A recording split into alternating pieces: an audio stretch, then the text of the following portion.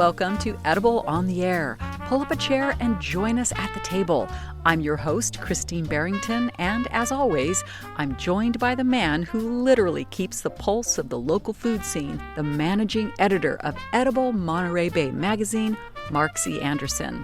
Here at KSQD, we hop beyond the glossy pages and onto the airwaves to talk about the flavors, the farmers, and the chefs making our region one of the most delicious places to live. For our May episode, we have staged a bit of a prison break. We've traded the studio mics and fluorescent lights for the sea breeze and some Central Coast sunshine and seated ourselves on location at Chaminade, Santa Cruz's premier mountainside inn. Their restaurant, The View, captures one of the best reasons to hightail it up the mountain to partake of all they have to offer. Joining us on the show today will be Allison Garcia of Santa Cruz's Chef's Vegan Challenge, which just wrapped up after weeks of creation and competition. They've declared their winners and handed out awards, and she will share with us some of her personal surprises and delights with what unfolded. We'll also have one of the award winners, Chaminade's very own Chef Avram Samuels, who brought out a full spread of his tastiest plates to taste. Let's drop in. So, Mark, we are sitting here with one of the best views on this planet, I would say. This is pretty extraordinary. You know this is an audio format, right? Yeah, that's why we have to describe for our listeners what we are seeing, right? Which is we're sitting on this amazing patio at Chaminade. And amazing is really not a great word for a good writer, right? I mean, amazing works, but it's kind of a gross overgeneralization. Patio overlooking the Pacific Ocean, beautiful plants and trees, flowers on the table. It's very peaceful. Thanks for inviting me up here to join you. And thanks to Chaminade for sponsoring the media visit that I'm here with. And to The View, I appreciate you self-editing on amazing. At this altitude, we could aim a little higher ourselves. We can. Even though we're up above with this view of, southern Santa Cruz and the Pacific beyond, it is grounding. And I prepared a few fun facts about the property, but a lot of them become a little bit academic, almost like icing, because it really does come down to this patio. Well, this is the peak of the evaded experience. Yeah, I'm sitting here and I'm thinking, why don't I come up here more often? We're going to get into that because that's important. Good. Okay, great. So they're hosting media members like myself, but most of them are from places like New York, the Carolinas. And so it's interesting that I'm like the local media attendee, but that informs me reporting for locals. And one of the great things about Chaminade, you are actually unintentionally perhaps spiritually hitting on, is that they do a lot of programming that's locals facing. And we'll get into that in a second, but here's some fun facts. One of the cool things about it is it's situated on 300 acres. Wow. And that includes a big fat chunk of almost entirely forested hiking trails. I meant to bring my little map of the property because it really helps put it in perspective, but we can include that in the show notes. So when you come up here, even to just have lunch, let alone stay in the rooms, you can go on a lot of amazing hikes. We, depending on how many There's that word again. I'm going to have to get the button. But some of the best hikes deserve to be done again and again. There's 3 loops as far as I can determine. I've only been around part of them on my little e-bike that you're so fond of. But one other pretty cool, borderline amazing property feature is that they have a great pool deck at the center of the lodging segment. It's got an adult pool, which is just great for swimmers like me that, it's awkward when you gotta weave around the kids or Do I sense a bias here? the kid that cannonballed me, I get to cannonball him back. So it's nice to have that adult pool. They go easy on the chlorine. That's also appreciated. So that's another one. They do memberships for locals. I just learned this today. I did not know that. And so there's a little bit more of a waiting list if you're a weekend family warrior hoping to have a little retreat with the kids. That's going to take a little patience, but if you want to use the gym and the pool for before work, after work kind of thing, they're ready to sign you up now. And it sounds like you can customize according to what you're into. that was fun to find out about. So you can join up here and during the week get a good rate and enjoy the pool, enjoy their gym, and hang out and live in European style, even though you're in California. This does feel very Euro swank to me. Yeah, a little Riviera action. The couple other things that I would note, they've got a great bee program that's not so much focused on the honey in the chef dishes with the restaurant, so much as it is just for the pollinator roll all around this expansive place. But they also have little, jars for sale in the lobby, and then they'll have that as a thank you for guests. But for maybe our friends on the other side of the Monterey Bay, which we can almost see on a clear day, I can just make out the ridgeline, the backbone of the Monterey seaside opposite Monterey Bay. If you do stay here, they will set up customized beach trips. I just went on one in partnership with Shady Days. It felt like a beach safari. Bespoke chairs and shade lounge things and umbrellas and blankets. It was a really good hang down there. So that's there too. But maybe my favorite thing is the programming I mentioned. They're doing live music 6 times a week. That overlaps with a happy hour where everything's 20% off. I want to say 4 to 6 p.m. And then they do a winery dinner series. They've got a big luau coming out the last Friday in May, but then also Saturday and Sunday. There's a lot going on here. They encourage listeners that are so inspired to follow them on Instagram for more of that texture. Not Instagram. Oh, God. Well, they said social. I guess I assumed Instagram, but yeah, we can fact check that. First of all, it sounds great. And one of our musically inclined and gifted DJs, Andy Furman, who has a show on Tuesdays, Brooklyn Billy Mashup, he is one of the performers that comes up here during those live shows. It is a special thing for locals to be able to just pop up here to Chaminade during the happy hour. As you said, 20% off. Great atmosphere, terrific music, beautiful ambiance. It's a little staycay if you're from Santa Cruz or even Monterey. Yeah, okay. And we're going to try some stuff later, see what Chef's up to, and also talk about their award-winning vegan offerings. One of the interesting things for me about being a part of a media trip that's in my home zone is just seeing how they want to present Santa Cruz in this instance. And we talked about one last month that was Monterey Cannery Row based. And a column I wrote earlier this month is about what I experienced as like kind of the vacationing in your own hometown unique experience. But for me, it's like, because we all do it when we welcome guests. I have some coming from Syracuse very soon. It's like, where are you going to take them if they've got limited time, but like maybe not too crowded, but still get the essence of a pretty special place, acknowledging bias. It is a special place. And I know, for me here in Santa Cruz, I pop over to Monterey, enjoy the coastal trail, a nice hotel sometimes, the aquarium. Really, the restaurants in Monterey are just top notch. And even one night away, and it really is a reset. And so we hope you folks over in Monterey will do the same and visit us here in Santa Cruz.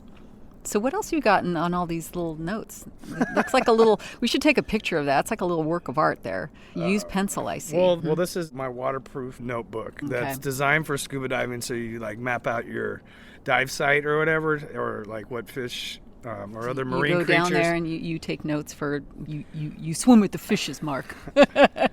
It's like down here we got delicious calamari that you can enjoy. You say that. I haven't seen too many squid or octopi underwater. I have seen some baby octopi.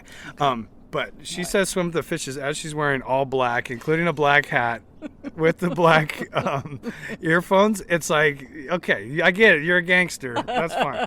You better behave yourself, Mark, or we'll take you down. Okay. This is what it's intended for, but I keep it poolside and I jot notes like to help so I don't forget stuff in between laps. Mm-hmm. And pencil is waterproof. And so these are like little plastic sheets. So you're swimming laps, and then you reflect on something particularly delicious and unique at one of the restaurants you've reviewed. You get a really fabulous turn of phrase. So you pull up out of the pool with your little notebook and this very interesting looking pencil. It must be like graphite, pure graphite. Graphite. Yeah, little graphite. We have the technology. You take notes and it gets a little water in there. It doesn't matter. This is what true amphibians do, Christine. Mm-hmm. Okay. Are you a true amphibian versus a false amphibian? Aspiring Amphibian. Okay, aspiring. But yeah, okay. if you want to go down with the fishes, maybe we both won't come back up. All right. Okay, so I see vegan on there. Well, that's great because we do have a couple different voices we're going to be able to bring in, and that's a great excuse to take a break and see if we can find one of them. I will just sit here and chill while I look at the ocean and think this is a great assignment on KSQD. Hey, in case you've just tuned in, you are indeed listening to KSQD Community Radio for all of the Monterey Bay on 89.5 and 89.7 and 90.7 FM. Live streaming at ksqd.org.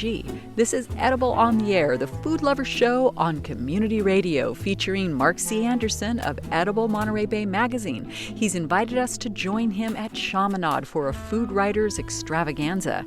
We welcome next Allison Garcia, who has headed the Vegan Chef Challenge across Santa Cruz County. The View, the restaurant here at Chaminade, was among a bunch of participating restaurants at the first ever awards lunch for the first ever Santa Cruz Vegan Chef Challenge that happened earlier this month. The View and their chef, who we'll talk to in a little bit, won for best vegan appetizer. We have the month organizer, Allison Garcia, here with us now. Thanks for coming out. A lot went into this. It was really fun to see all the really just exuberantly colorful and flavorful things happening, and just a who's who of great Santa Cruz restaurants. I'm wondering if you can say a little bit about over the course of all that prep, and then a month where you went to, I think, almost all of the participating restaurants. That's right. What surprises you encountered? What, you took away that maybe you'll remember in 10 years about this first edition? Yeah, well, first of all, thanks for having me. It's all very fresh since we had the month of April, and then we had an awards event yesterday that really was a wonderful way to close it out. But I do want to say as a disclaimer that it was our inaugural event, so it was the first time for me. It was the first time for the restaurants. I think we all learned by doing. But generally, there weren't any missteps. What's great is it's put on by Vegan Outreach, a nonprofit organization, and they had their first one about 15 years ago, and they're in Sacramento, and then they saw the potential to scale it up, so now it's in over 50 cities around the country at any given time of year. So they have it kind of locked in, like what works first. Yeah. It's recruiting the restaurants, and then what the goal is to challenge them. It's really to challenge the chefs to be creative and come up with up to 3 new vegan menu items for their menus, with the goal of expanding vegan menu items throughout the county, hopefully, but expand the options for diners, vegan or otherwise. And so first they do this challenge, they come up with the new menu items, and then hopefully they'll keep them on their menu permanently. Yeah. Maybe get out of their comfort zone or sink even deeper into their comfort zone. Exactly. For example, I heard yesterday at the awards event that one of the chefs, he was kind of reluctant because, he's not vegan, maybe not very familiar with plant-based cooking, and they had a couple things on their menu, a tofu kind of thing, and it's, very good, but they could do more, we thought, and he was, as I said, reluctant, but he got such great feedback, a lot of accolades for his dish, and a lot of requests for it from repeat diners. And people saying, oh, I heard this, this dish is really good, and so I came in just for that. And so now he's super excited. Oh, nice. And I feel like, he's maybe not complete convert to veganism, but it did open his mind. It's like, oh, yeah, I can do this. This is plant-based cooking, and now I know how to do this, and I can do it really well. One of my favorite refrains from Real Deal Vegans is that you're not giving up something. You're gaining a lot of things, including a clearer conscience, including a healthier gut system. I feel like the flavor element is often left out because the ethical ones are so important, which is not to exclude them, but I'm thinking about the beetaroni pizza from Bookie's, dehydrated, compressed. I'm not even sure how they took this beet and seasoned it with wine and other spices. They make an amazing pie if it had nothing on it. That was incredible, and I'm hoping we can talk a little bit about some of the restaurants that showed up and showed out, and it just kind of throw them some love and note that they've got vegan options on top of all their normal outstanding stuff. The beetaroni, I heard after the fact that they're trying to figure out how they can improve the process, because it was a little bit time consuming to dehydrate the beets, rehydrate the beets, and then season them and do all these things. So because they want to keep it. It was worth it. I love you, beetaroni. It was my husband's absolute favorite. I think. Wise dude. And just to be clear, you're saying beetaroni made out of beets. Like pepperoni. Pepperoni pizza, but beetaroni, because it actually looked like, giant pepperoni slices. It's a great reminder, because I'm like, Vim Dinner and Desserts does awesome stuff. But I don't get to go there as often as I like. The fact that they did a rhubarb galette, I can't believe how airy and crispy it was. It's like, dear Vim, good job. La Posta hosted, but also, had one of the most delicious. Well, they won Best Vegan Pasta. What are some other winners that you found particularly meaningful, since you went to so many of them, if not almost all of them? I really loved one Best Vegan Entree was Trestles in Capitola. And unfortunately, Chef Nick couldn't be there yesterday. He was out of town. But he came up with this cashew cream stuffed squash blossom with butter beans. And it was so flavorful. And I think, what was the comment on there? I got it for you. I'll do the dramatic reading. Yes. This was the most delicious vegan entree I've had in years. It was so good. They went above and beyond creating the dish. It was hearty and felt like a very thoughtful one that honors vegans and our desire, and this is my favorite part, that's a parenthetical, our desire for a true main course. Because it's like you said, Santa Cruz is vegan friendly. Yes, we were vegan and we're also very friendly, but you'd think there'd be more dishes. And it's not a true choice when there's only one vegan appetizer, which I think was well put and evoked by this quote. It's like, all right, come on, look out for it. We'd like a real entree rather than having to patch together a bunch of sides. Yeah, I mean, typically in the past, vegans would have to maybe opt for the side salad or say, well, French fries, they're vegan. Oh, God. They're always vegan. Not always. Hold the gooey cheese. I mean, so... or the duck fat. Don't fry them in lard. Right. Yeah. That was always the wisdom, is vegans can always look at the side menu and get a baked potato. I did that the other day at a very meat-heavy Probably happening place. all around the world right now. I was like, I can get the baked potato. They were out of baked potatoes. So I had the salad with no cheese. With the side of eating in your hand. So a quick note, and then we'll let you get out of here, or maybe stick around for a little taste test. It was one of the most unassuming looking dishes on the incredible spread at the awards lunch earlier this month. It was a little crostini from the chef at the View, but he smoked a vegan cream cheese. Who the hell does that? It was it rocked my palate. Right. And I'm psyched that there was that synergy, because we knew we were coming up here anyway. Didn't know they were going to be appetizer champions. Yeah, that, and they also had some Brussels sprouts. And Brussels sprouts were also sort of like a standby. I feel like that's very 90s or something, or 2000s to have Brussels sprouts. So I was like, okay, I'll try this. It was so good. It's the best Brussels sprouts I've ever had. So wow, okay. That's here at the View. Yeah, it's excellent. All right. Well, we got Chef heading our way.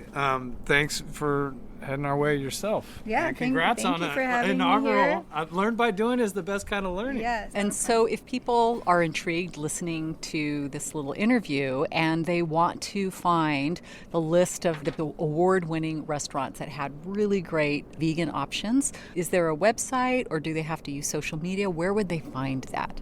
Well, there is a website, which is veganchefchallenge.org/Santa Cruz. And so that will presumably be there for a while and list the various menus and how to find the restaurants. A really good place to find out how it all went and what people had to say about the dishes is in Mark C. Anderson's article in Edible Monterey Bay. He did. Now you're just, all right. I now see you're what talking. doing, I see. Okay, great. What can I say? And it's so true. So we will have this in our show notes, Mark's article about the Vegan Chef Challenge, all the results. Improve your taste buds. If you don't normally eat vegan, give it a try. There's going to be a lot more options here in Santa Cruz. All right. Thanks for coming out. Go vegan.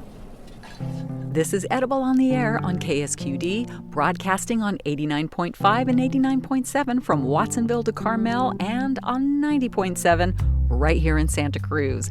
I am your host, Christine Barrington, and once a month, Mark C. Anderson, managing editor of Edible Monterey Bay, joins us to share everything he's turned up hunting out the best bites across the Tri-County region. Stay tuned. We have Chef Avram Samuels, who heads Chaminade's restaurant, The View, who will share about his award-winning vegan appetizer and much, much more.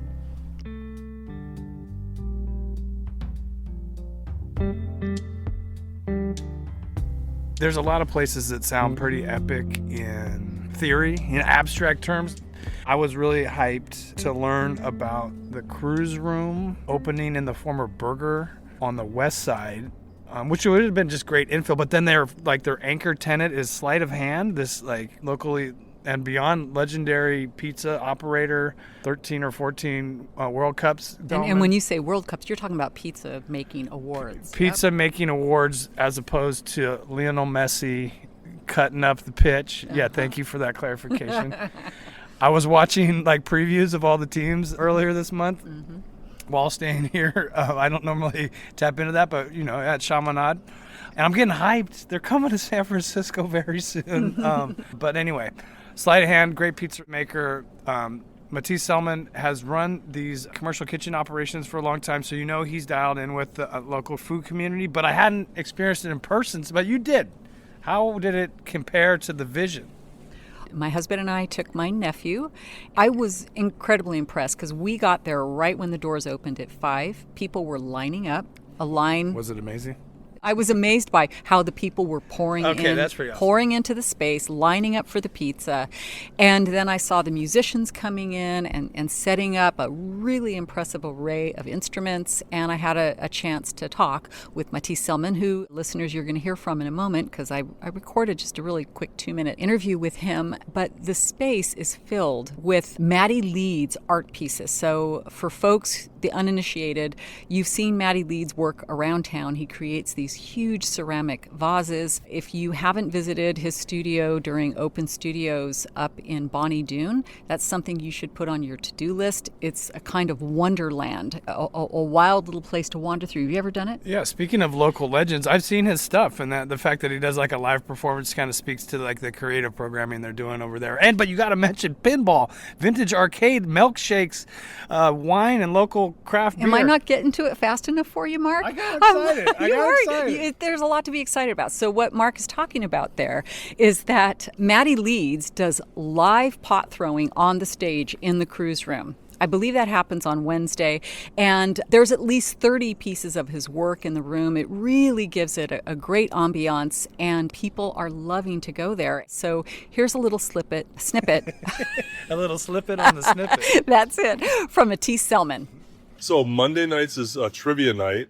Tuesday we're closed. Wednesday we have usually an art project from Maddie Leeds. Also we have Pinball League, Santa Cruz Pinball League on Wednesday nights at 7:30. And then Thursday through Sunday we have bands play. So all kinds of bands. Tell us a bit about your collaboration with Maddie Leeds. Maddie's an old family friend, and we just started talking. I wanted to have big pots outside, and we're just talking to him the logistics of it. Having these big valuable pots outside just didn't seem like a great thing. So we decided to do a big collaboration inside. We decided he would be perfect, be the resident artist, and just only have Maddie Leeds stuff. So we have pots, we have plates, we have paintings, and he's doing really fun, neat shows. Interesting art performances where he actually creates art on stage in front of people, and it will include some audience members possibly or not, or we'll see. It's just, we have so many things in the works. It's just a matter of dialing it into what are we going to do first? What's the most effective use of his time? That sounds really exciting. And you said you designed this place with fun in mind. And I think people really need fun right now. It's Sunday night. We're here to get some pizza. And you said there's going to be 3 bands playing. You said that's Thursday through Sunday? You have local music in? Local music, Thursday through Sunday. Tonight's bands, the Stray Dog Choir, Semi-Reactive, and Wet Summer tonight. But we have all kinds of music. On the 9th coming up, we have the Cayuga Jazz Band. We have techno jazz on the 14th, where a guy's going to come in with a Moog synthesizer, but we've been reaching out to a lot of companies. So if anyone's interested. Some to look forward to. Yes. So that was Matisse Selman building community joy from the Cruz Room, located on Mission Street in Santa Cruz, where the restaurant Burger once lived. Now let's get back to the patio at Chaminade, where Mark C. Anderson is gazing out at the great Pacific Ocean. So, Mark, I got my Edible Monterey Bay newsletter last week, and I noticed the Culinary Week in Carmel. You want to say anything about that? You wrote about that. It looks amazing, my favorite word. No, it looks like it's full of tasty options to widen your palate in the region. Yeah, well, Visit Carmel coined, a proven product in having different restaurants offer deals. So it takes the form of different pre-fee menus of varying numbers of courses at a pretty strong values, or at least more affordable than what is, maybe happening in the rest of the year.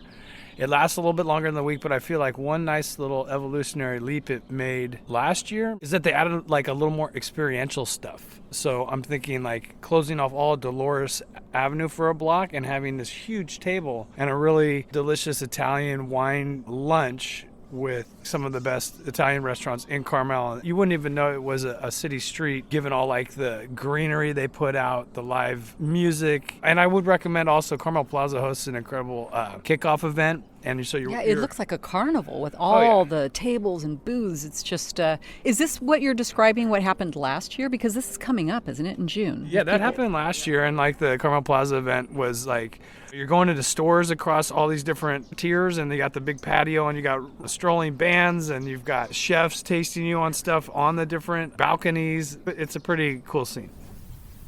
This is KSQD Radio, and you can find all the show notes for this show, Edible on the Air, at ksqd.org. But right now, we're going to pivot onto our regular feature interviewing local food stars, the chefs, writers, and farmers making our region a culinary delight. And today, our guest is Chef Avram Samuels. He's hosting us on the patio of Chaminade overlooking the Santa Cruz coastline. Mark, take it away. Avram Samuels is executive chef at The View up here at Chaminade. He has been gracious enough to give us our first on-remote, cooked-in-the-moment taste test. We do a taste test every episode. This is our 5th, and I think people I know you and I enjoy it. Now we're about to... We enjoy it. And now we're about to upgrade our script here. All right, so Chef, a lot of choices. I noticed from last night, strong versatility from salad to main to an incredible melting in view and on your palate chocolate torte. What inspired you to choose the dishes we're looking at, and how does that fit in your overall vision for The View? So the dishes we chose today, we chose the vegan appetizer, which we just won Best Vegan App by the voters for the Santa Cruz Vegan Challenge. And it's one that's going to stay on the menu. Yeah. I've got a lot of great feedback. That's the smoked vegan cream cheese. How did you do that? Sorry to interrupt. That is the stuff of legend. Okay, let's describe it first, and then we'll get the details. Okay. Smoked vegan cream cheese on a potato crostini, which is gluten-free, and an apricot chutney with a balsamic glaze. Great. And so Mark is dying to know how you smoked that. We just put it on a smoker, actually. Yeah, that's simple. We put it on some parchment paper on a smoker, and we smoked it at 250 degrees for about an hour and a half just to get that nice smoked flavor. Okay, that's not so easy. He's making, we don't see him sweating, but that's still a process. Yeah. Easy for him, not for us. Yeah. That's why we want to come to The View to enjoy it, where the pros handle the food.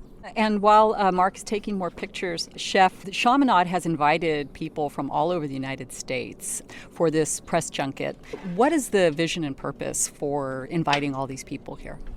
For us, from a food and beverage standpoint, we are unlike anywhere else in that we are in the forest, in the woods. It's so peaceful. The birds are chirping around us even right now. You can see the Monterey Bay, and the food, the cuisine, the wines, the setting.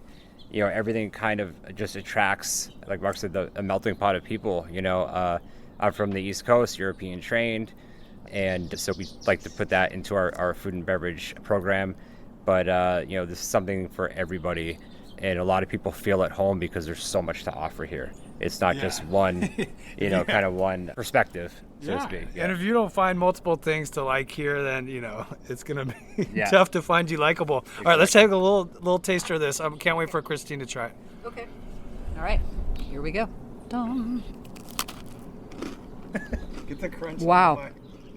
That is extraordinarily light. It almost floats inside of your mouth. And I can't believe this isn't bread. This is potato. Yeah? Mm-hmm. It is Wow. bread, but it's gluten-free, so I came up with a bunch of recipes for our focaccia, our ciabatta, and our French toast that we serve every day in the restaurant. It's completely gluten-free, so that's another great thing that we can really get everybody's either dietary or religious, things incorporated into their meal too. But yeah, it's 100% gluten-free. Follow-up question on that front. Have you heard of vegan tourism? Yeah, more and more actually. I think Santa Cruz is obviously a great place for that. The demographic is so dynamic and just vast. But I think with all the green initiatives and, all the humane initiatives and things like that, I think a lot of that kind of goes to the vegan way of life. And the fact that we forage our mushrooms, we have a big garden here. And I think a lot of people look for that when they're looking for a place to dine or a place to stay. But yeah, I've heard more and more of this vegan tourism. I think it's a great thing. Yeah. Strategically, how do you think we should approach tasting some other stuff? Well, Mark, strategically, for us to taste that smash burger, I think we're going to need a fork and knife because I have to keep holding this microphone. Mark is going to assist us as we continue our taste test with this big, tall, juicy smash burger. It's just oozing off the bun. Chef, is there anything you'd like to say about this item?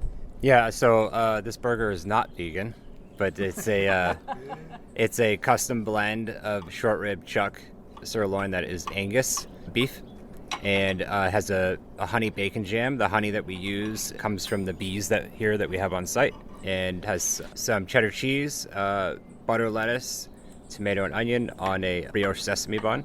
And we also have a gluten-free version of that bun that's made out of potato as well. Are those avocados? Because that is a green color. It looks like it's been dialed up in a studio. Is that an avocado? Yes, it's an avocado, yeah. It's so extraordinarily green. I thought it was a pepper. The food here is wildly colorful. So if you want to find out what I'm talking about, folks, you have to drive on up to Chaminade. Okay. All right, here we go. Smash burger. Gorgeous colors. One-handed. Yeah, I'll hold that. You hold that. Thank you so much, Chef. All right. Appropriately messy. Here we go. I gotta say that the flavors are all there, but I appreciate the attention to the thinness of the patty, busting up the bacon, which is like the right amount of crisp, which is like I feel like a cardinal sin, and then it just makes it a lot easier. A little easier, still messy, but still easier to eat, and this really tasty. Nice work.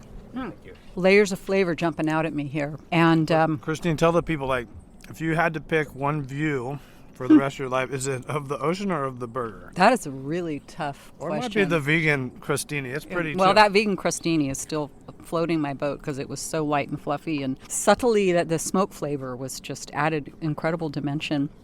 And this, I can taste the honey, and oh my gosh, Mark, you should get a picture of the inside of this burger so people can see the color. Cross-section. Yeah, it's gorgeous. Everybody loves a burger, but if you're vegan, you're out of luck at the view, right?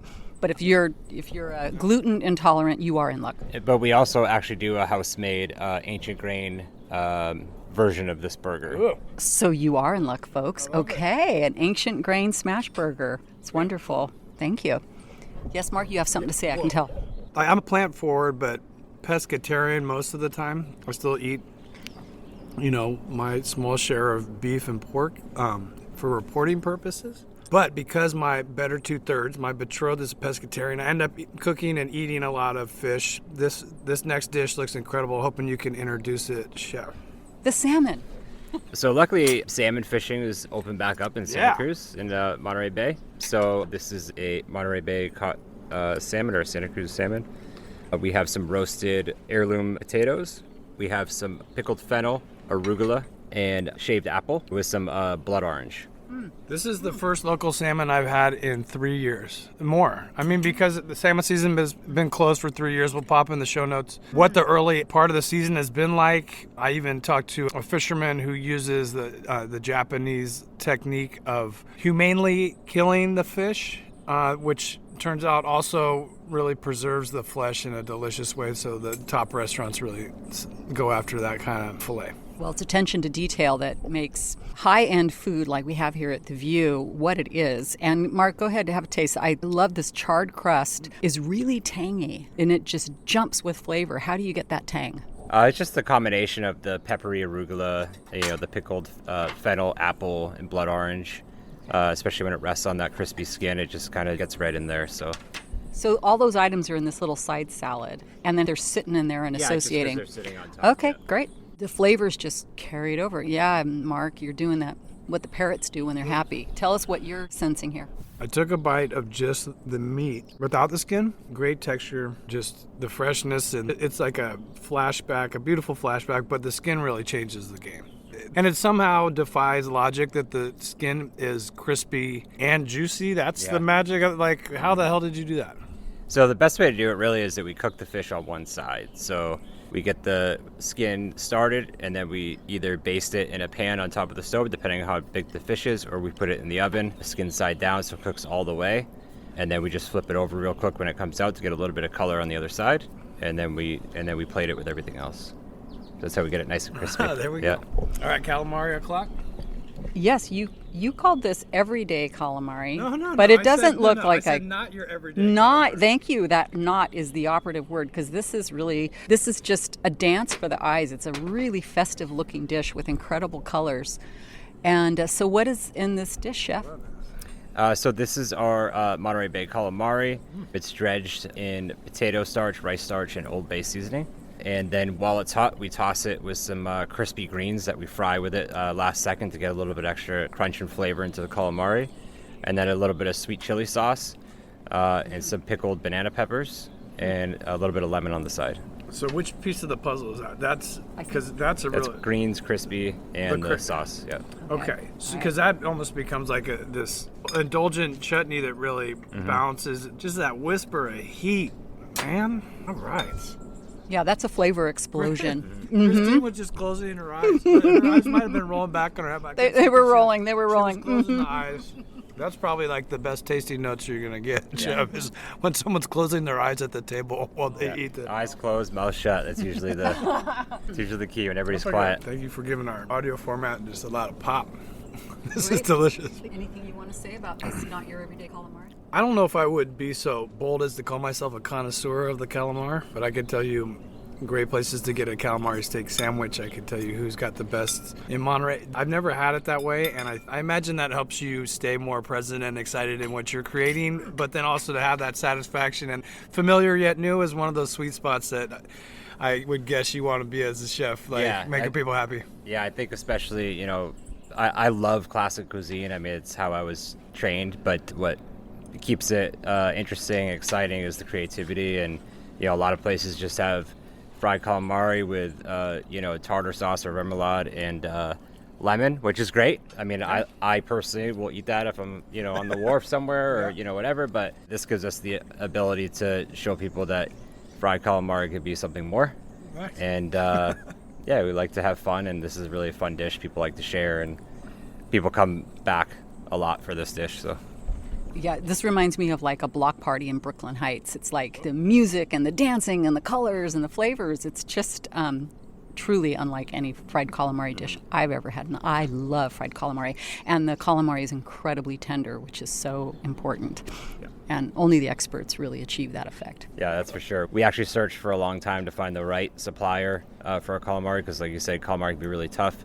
And there are tricks to tenderizing it, but we actually don't do anything to this prior to frying it because it is so tender and it's just so flavorful. Yeah. Well, I feel very lucky to get to go on these journeys with you because this has been a total treat. Well, thanks to Chaminade and collaborating with not just the Chef Challenge Vegan Month, but with the kind of the ambassadors that can help spread the Santa Cruz gospel, because this is a rare combination. It's happening on the plate, but it's also happening with the activities and all the programming. And I'm just so psyched that there's the happy hours and the live music that kind of, maybe people just come for that and then they're like, oh my, we're coming back for the calamari. Yep. But it's nice to have all those different access points. But thanks, Chef. If you want to stick around for a bonus taste test, we got a little surprise for you. Okay, great. Thank you.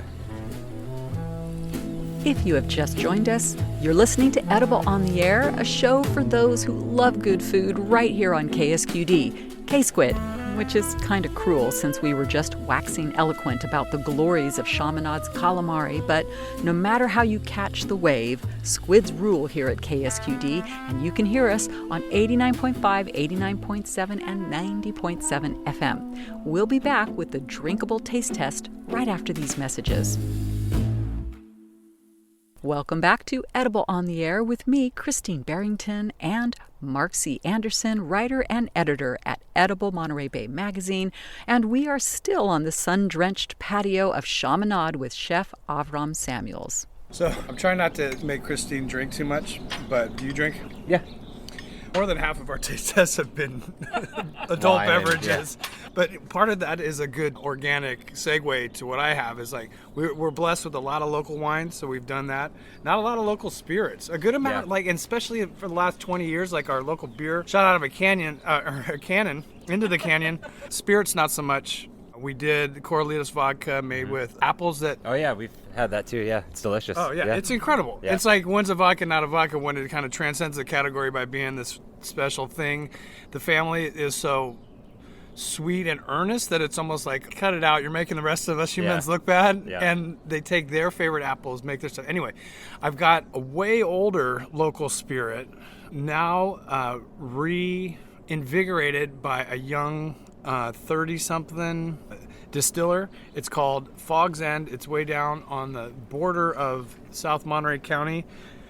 And Christine told me that she's a gin enthusiast and maybe is going to be the key to our taste bud sensation in this situation, because I can't say that I am, but I do like their stuff. It's its own style as well, kind of similar to Corralitos vodka, but let's see what we think. Are you a gin enthusiast, Chef? Yeah, I love all spirits and wines, so I'm always looking for new and exciting things to taste. Have you heard of this? No, not yet. I'm excited. Okay. Yeah. Shoppers Corner, pretty fair with their prices. Really good about finding local stuff. I'm peeling off the price, but a pretty reasonable price point for this quality of gin. I feel like that's we were talking about wine values last month. Pretty good one. So a little bit of the fun, details on this is the inspiration is on the label, and it goes like this. We had an idea: combine coriander, orris root, juniper, nutmeg, ginger, orange, cacao, clove, and a little Buddha's hand, those crazy looking citrus. And that's the botanical profile. I'm going to jump in here and say that while someone goes off hunting for some glasses for our gin taste test, I have a couple of questions for Chef Avram. Just how busy is the kitchen right now, Chef? Busy enough where I'm sitting here drinking gin with you guys. Okay. But this time of day is our happy hour, so it's not the full dinner menu or the full all-day menu. We have some really fun stuff like our adult Happy Meal that we do every day. It's a gin or vodka dirty martini with a basket of truffle fries and 2 sliders from the same custom blend that we do our burger with, and that's served every day during happy hour. So that's really fun. People usually come in and order 1 or 2 of those, and then either stay for dinner or order the calamari or something else. You can take down to a couple. Like it's just enough where it's just enough where it's like you're gonna slide from happy hour into the restaurant. Yeah. But it's enough where it'll hold you over till your next meal, or if you're a light eater, it's perfect, and the price is right. So. That is a happy meal, yeah. I'm saying. What he's describing is a version of a found treasure, which is what I'm always on the hunt for in my column every Friday. You got the adult Happy Meal looking out for people's values, but then also, the flavors there. We just tried the burger. Pair that with the happy hour, with the music programming. That's a lot of things to recommend. Spot. All right, let's try this. Cheers. Okay, so what are you guys getting on the nose? Some herbs and... Yeah, one of the things I like about gin, especially like on a big picture spirits business, I'm always rooting for new independent options. You don't have to do the timeline with whiskey, especially if you're smart about your botanicals, which I think is what we're getting on the nose. It's like, I'm definitely getting like rosemary, which might not even be one of the botanicals, but somehow through like the juniper and the ginger and the clove, it's like giving me a little rosemary in a pleasant way, Because that can go both ways. Yeah, gin can be sometimes too much on the spice versus the herbs. Or vice versa, but this is a nice, compromise. It's really good. It's subtle. It's smooth too.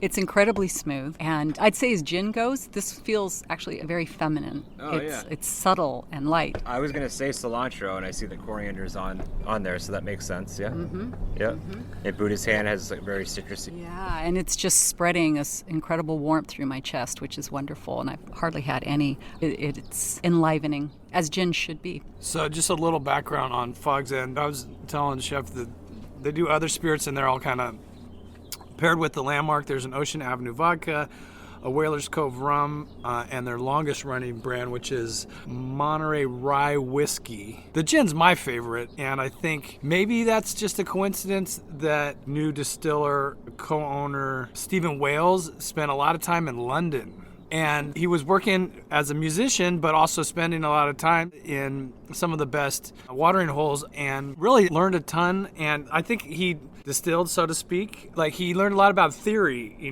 the principles like balance, dilution, density, temperature. But then I like how he adds that all that theory is great, but straight up a spirit has to be good on its own. And I think this one qualifies. Yeah, actually, the herbs are urging even more as it sits. Yeah, and we can put in the show notes as a link to another spot with a great happy hour. They call it Sunset Hour. The Beach House at Lovers Point has a pretty killer Metropolitan with elderflower liquor, cranberry, simple syrup, and that gin, which I think helps activate all those other players in the mix. That's one of my wife's favorite happy hours is the Beach House. Lovers Point, yeah. Yeah, it's... That's a tip, yeah. So, Chef, your wife's favorite happy hour. One of, that's... Because the Chaminade, the view at Chaminade is her favorite happy hour. But one of her favorite is the Beach House at Lovers Point, yeah. The Beach House at Lovers Point. Great service squad. It's all, they do a sunset menu too, and the locals that know, I'm looking at you, my favorite gourmand fixed income seniors. They know to get there and get there early because they've got great values on that front too. I have so many things to look forward to. It's sort of like we're sitting here looking at the ocean, and folks at Lovers Point are looking out on the ocean. What exquisite places for us to enjoy. We are blessed to live in this Monterey Bay. It's almost like we should get a bunch of travel writers out here. I'm a little bit different. It's like I'm coming looking out for the locals, but one of the fun things about joining these trips is that while we've got these like pretty planned out itineraries, like just on the ride to the beach, I can be like, oh, if you guys are interested, there's that. But I love sharing what we got to savor. We'll let you. I'm sure you're busy. Yeah. Thank you so much, man. Yeah. That was great. Nice to meet you. Yeah. This is KSQD Community Radio on 89.5, 89.7, and 90.7 FM. You are listening to Edible on the Air. I'm Christine Barrington here on the patio of Chaminade with Mark C. Anderson of Edible Monterey Bay. Mark, we have just a few more minutes to fill. So what other food adventures have you been on this past month? I'm taking a class called Cooking Your Life, and it's taught by the very first Zendo or chef at Tassajara Mountain Zen Center, and Ed Brown is like his given name, but is also known as Jusan Kene, which means Longevity Mountain Peaceful Sea. So how's that for like a little street name? He led 90 minutes that flew by, and he almost had no technical advice, but I found it super empowering because he was talking about all these great themes, including ones that are sitting right there, but are like a lot of Zen, great reminders. See with your eyes, smell with your nose, taste with your tongue. And what he was getting at through like stories and his great chuckle that accompanies many of them is don't get so obsessed with perfection with the recipe or how much time. A recipe says cook to desired tenderness, trust yourself. See with your eyes, taste with your tongue, smell with your nose, and let that be your teacher. And I was like, dang, it's like I've been to a good, above normal amount of cooking classes. I just really enjoyed the vibe, and it was just a really cool class, but also a setup for a day that all of a sudden made me think my new bio should be olfactory worker, because there was a lot of smells. So you did this course with Chef Ed Brown at Tassajara, and it's called Cook Your Life, correct? And what inspired you to take this course? Is it an assignment for Edible Monterey Bay, or just something you wanted to do for your own adventurous spirit? I guess it was an assignment I gave myself. Does that count? and it looked interesting. I wanted to see, like, hey, what will I find out? And it was really rewarding. And it set me up for this amazing Saturday that took me to a unique museum called the Avram Archive of Curious Scents. So it's a museum for smelly stuff. Oh. So it really made a lot of like poetic sense that I had been thinking about, really embracing my senses and doing the most with that you can in the kitchen, that I would end up at a place with hundreds of different smells, including several hundred that were on the scent organ, which is all these different essences. Like, we're talking jasmine, we're talking beaver glands, we're talking all these different things that go into perfumes that this master perfumer had so much of, and all this history that she decided to turn it into a really cool space for the public right there in the gourmet ghetto, which is worth a trip in itself because it's one of the better foodie-friendly neighborhoods in Berkeley, a foodie-friendly city. Wow, there's a scent museum in Berkeley. Very good. That sounds incredible. Do you know the name of the perfumer who started it? Mandy Aftel. Yeah, I took a course with her at Esalen in perfume making. Oh, come She's on. amazing. Yeah, she's great. She helps host the Saturday museum visit times. The way that she intuits like these scents, and I had no clue that like different glandular elements from a beaver or other rodents is used as just basically an enhancer. And then there's always ambergris, which is basically Oh my whale God. vomit. What, did you learn about all that stuff? Yeah. So, folks, I do want to give a special plug. Mandy Aftel is a genius. She's one of the most accomplished perfumers. And so the fact that she has opened the Scent Museum in Berkeley, we'll make sure to put a link to it in your show notes. The next time you drive north to the Bay Area, make sure you stop by and smell what you smell. Yeah, beautiful. Yeah, it's an awesome invention. Yeah. We knew it was time to start wrapping up the show, but we were hoping to maybe grab a couple of on-the-barstool interviews during happy hour, but it was just a touch too early still. It was happy hour, but the happiness was still building. I'm just going to say, Chaminade weekday, come up for happy hour. You might have this gorgeous, peaceful, stunning view on this terrace almost all to yourself. Look at, Mark is pointing at these bar seats that overlook this slope. It slopes toward the sea. It's completely wide open. You could be sitting there with your honey or your best friend. I'm a big believer that often the best seat at a restaurant is at the bar, because you get the show, you get a little more social, you get more direct service. This isn't quite the same thing because this bar is overlooking the pine forest and views that reach until you're out of sight. You're going to fall off the edge of the earth. Yeah, so it's a different kind of bar, but it still would support the argument that the best seat in the house is a bar. Having a great getaway moment to soak in the sun while savoring world-class food and epic views of the California coast is one of the great gifts of our region. And in this case, it is hosted by Chaminade Inn and their restaurant, The View. There are options to enjoy it all for just about every budget. Many thanks to Chef Avram Samuels for providing me and Mark C. with a rather elaborate tasting of their fare. Thanks to Allison Garcia for her work raising awareness and expanding the vegan palate in Santa Cruz during the Vegan Chef Challenge. And thanks, as always, to Mark C. for sharing his knowledge gleaned traversing our Tri-County region on his bike, looking for the best victuals and bevies to delight the senses. Links to everything discussed today can be found in our show notes at ksqd.org. Edible on the Air is also podcasted on all major podcast platforms. Thank you for joining us. I'm Christine Barrington, and this is K-Squid, your ink spot on the dial, but not the calamari on your plate. Be well and be well fed. We'll be back on the fourth Friday of next month.